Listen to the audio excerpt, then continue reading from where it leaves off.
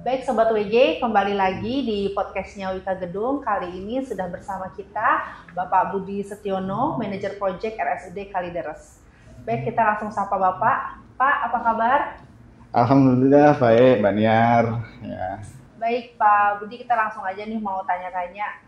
Tolong ceritakan dong tentang project Bapak yang terakhir yang di RSUD Kalideres.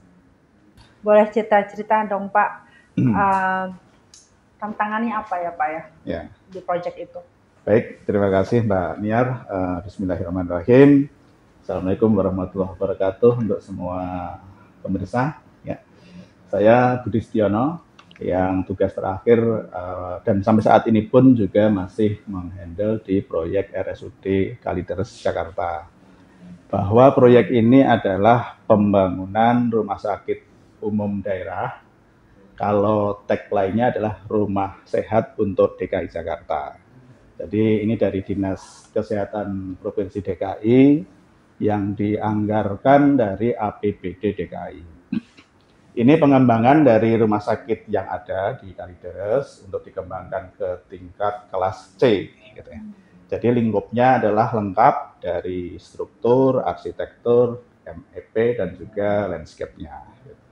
Jadi untuk proyek ini kita PT Wika Gedung ber-KSO dengan Jaya Konstruksi. Sehingga proyek ini penyedia jasanya adalah KSO PT Wika Gedung Tbk Jaya Konstruksi KSO. Jadi waktu pelaksanaan 207 hari kalender terhitung dari penandatangan kontrak tanggal 7 Juni 2022 sampai dengan 30 Desember 2022. Lingkup pekerjaan mulai dari struktur, pekerjaan panjang, kemudian sampai dengan keseluruhan berfungsinya rumah sakit ini.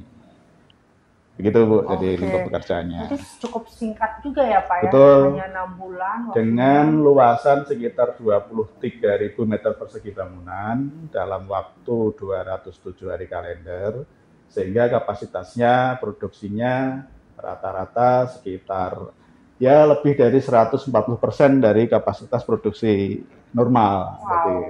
Jadi harus timnya harus betul. Jadi double juga nih, ekstra juga ya Pak. Produktivitasnya 140% dari kondisi normal. Hebat banget Pak. Ya. Kemudian Pak tadi kan disampaikan naik level ya, jadi apa? Level C ya. C. Ya. Itu berarti ada special request nggak Pak? Misalnya membuat satu ruangan radiologi atau apa? Ya. Betul, jadi sesuai dengan ketentuan dari Kemenkes bahwa persyaratan dari RSUD kelas C itu harus dipenuhi. Salah satunya dari kapasitas kamar rawat inap. Jadi di sini ada 143 kamar inap, gitu. Dengan sekitar 200 bed untuk tempat tidur. Salah satunya itu. Dan juga ada poliklinik dan juga khusus untuk penanganan infeksi. Jadi spesialnya untuk di RSUD Kalideres ini adalah penanganan untuk penyakit infeksi. Oke, kalau dibandingkan dengan proyek-proyek yang pernah Bapak pimpin, spesialnya apa Pak? Selain tadi 140% kapasitas produktivitasnya Pak. Ya secara umum sebetulnya sama, apalagi ini bukan design and build ya. Jadi kalau saya bandingkan dengan beberapa proyek yang kami kerjakan, khususnya design and build itu memang tantangannya lebih lengkap, lebih berat. Ini untuk RSUD itu bukan design and build sehingga kami sebagai penyedia jasa lebih fokus terhadap pelaksanaan dan penyelesaian. Dan item pekerjaan juga secara umum sering kita kerjakan, walaupun memang portofolio kita di rumah sakit memang mulai banyak dan juga belum mengarah ke hal yang khusus yang menjadi diferensiasinya Wiki gitu. Seperti halnya sebelumnya di RS Fatmawati atau RS COVID dengan kondisi yang memang berbeda-beda. Jadi dibandingkan dengan beberapa spesial kondisi rumah sakit untuk RSUD ini, bagi kami tim lapangan, WG dan KSO Cakon itu suatu pekerjaan yang memang sudah menjadi keseharian kami. Jadi udah tidak merasa kesulitan ya Pak iya, ya? Betul. Baik Pak, kalau boleh tahu Pak Budi Setiono ini masuk di Wika tahun berapa Pak? Saya sebelum secara resmi dilantik di Wika Persero TTK itu dulu pernah menjadi tenaga proyek di tahun 2021, kemudian mengikuti tes penerimaan pegawai dan dilantik di Juli 2004. Jadi sudah hampir 20 tahun yang lalu. Ya. Kalau di Wika Gedung sendiri? Wika Gedung semenjak berdirinya Wika Gedung di tahun 2008. Ya. Udah berapa proyek yang Bapak jadikan MP nih Pak? Ya mungkin udah berapa ya? Tidak ingat pasti ya, jadi sudah cukup banyak dari mulai di 2010, 2011 gitu. Paling berkesan proyek yang mana Pak?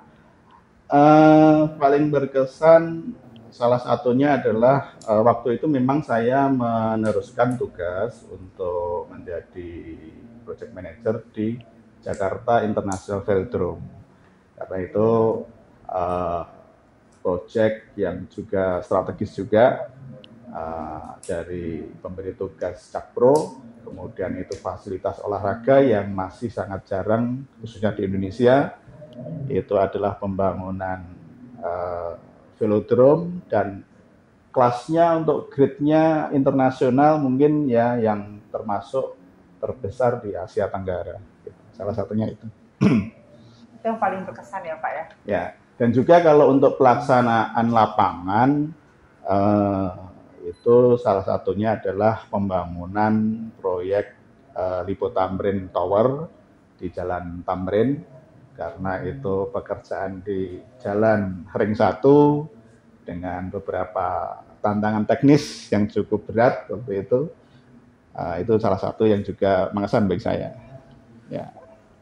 Untuk Pak, kan tadi kan pasti banyak owner-owner ya Pak ya. Yeah. Pasti Bapak menghadapi beberapa karakter owner juga yang berbeda-beda. Yeah.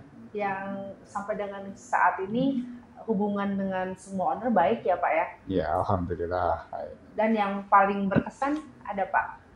Iya, jadi untuk masalah pemberi tugas owner itu salah satu stakeholder ya. Jadi memang menjadi kebijakan di SMWG sendiri bahwa maintenance terhadap stakeholder itu menjadi bagian yang utama. Customer satisfaction ya gitu. Sedangkan proyek kita ada 2, proyek pemerintah dan swasta. Karakter dari masing-masing owner itu berbeda, baik yang pemerintah maupun yang swasta.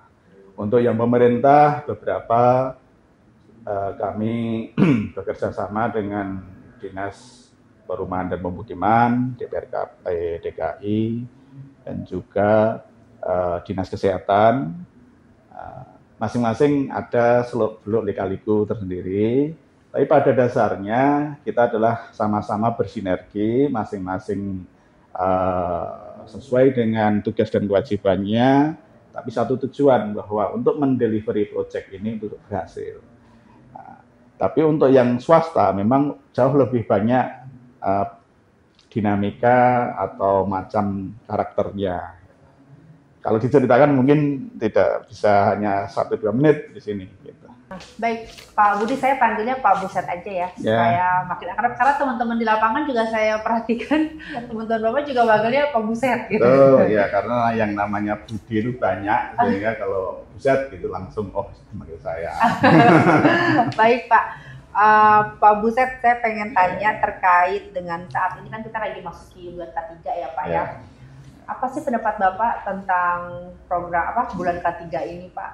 Iya.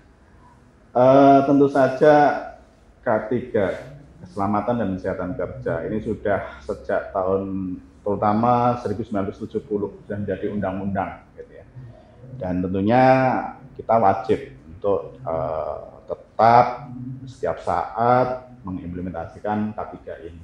Tidak hanya di masa bulan K3 saja ya, tapi sepanjang waktu kegiatan kita di aktivitas proyek wajib mengimplementasikan K3.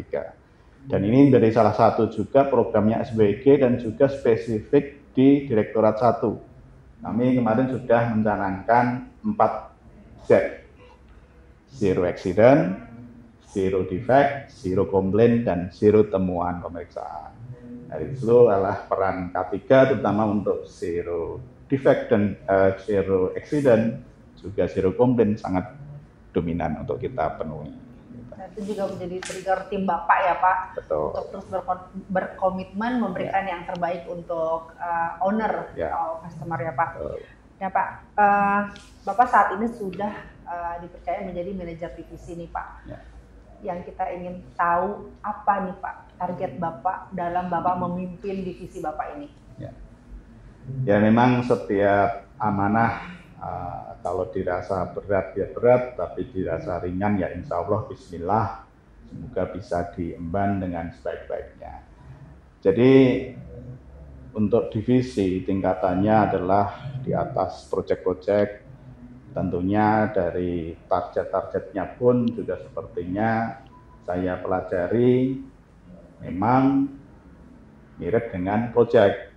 Selagi proyek itu berjalan lancar, otomatis divisi juga tercapai semua targetnya. Sehingga strategi saya bahwa proyek-proyek di bawah divisi 1 dengan konsisten melaksanakan semua prosedur, semua project management body of knowledge untuk memastikan bahwa target dan sasarannya itu selalu on track, selalu kontrol. Prinsipnya seperti itu, hanya saja nanti dituangkan dalam program-program, kemudian target dari time frame-nya itu yang sedang kami susun, sehingga pada dasarnya dengan mengoptimalkan semua resources, human resources, dan semua fasilitas pendukung dari yang dimiliki WG sebagai kekuatan, sebagai aset, itu untuk bisa dioptimalkan. Itu tantangannya. Tantangan, dan juga Bapak sudah mempunyai visi misi ya Pak untuk membawa tim Bapak di divisi 1 ini supaya bisa berkontribusi lebih baik lagi untuk Wika Gedung. Performance dan kinerja excellent. Performance dan kinerja excellent. Baik Pak Buset, terima kasih atas waktunya. Sama-sama Mbak Nia, terima kasih. Baik teman-teman, Sobat WG, itu tadi wawancara kita dengan Bapak Budi Setiono. Kita akan kembali lagi ke podcast selanjutnya. Baik Sobat WG, jangan lupa subscribe, like, and share podcast Wika Gedung.